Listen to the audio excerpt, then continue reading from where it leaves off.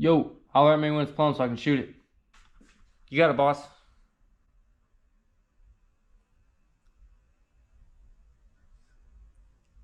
So if you're new to construction or new to construction content and you hear the words plumb and level, you may be a little unfamiliar with them if nobody's ever specified the difference to you. So today, we got your back, don't you worry. Old boy's gonna take care of you. All right, so level is probably the term that you're a little bit more familiar with, mainly because that's the tool that we use to find level and plumb most of the times, or that's the way it was done back in the day, you know. So this is a bubble level, and as you can see, when you wiggle it side to side, that bubble moves. Now that would be close to level there. So obviously, as you can tell, our level line is going to be horizontal. Got it right there, cutting my head off. Okay, so I got the laser on just to give you a better visual.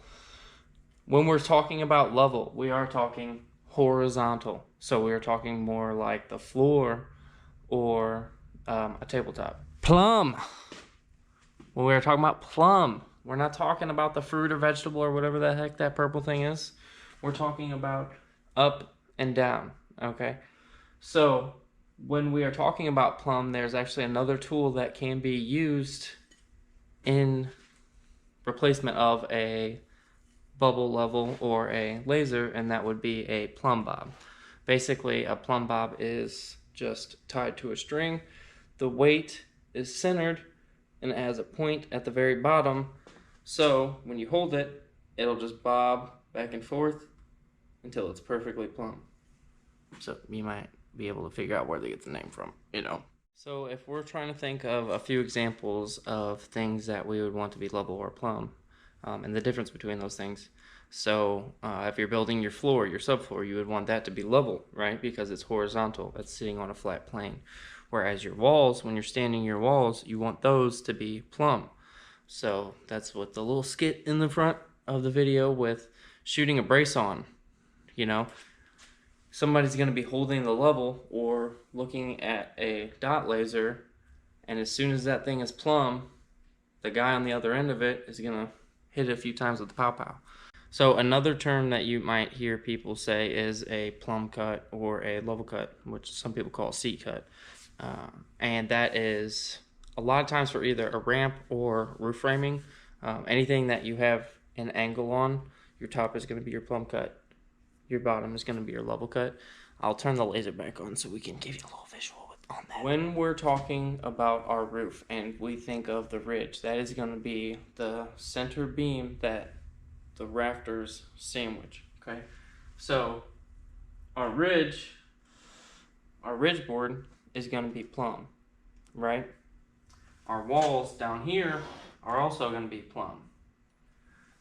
Because we have this angle, we have to make an angle cut on the top and the bottom in order for this one to sit level and for this one to be plumb all the way up against that ridge board. When we're cutting to bump up to a plumb object, it's going to be a plumb cut, okay? Now if we're sitting on top of a plumb object and we want it to be level, that is going to be a level cut or a seat cut.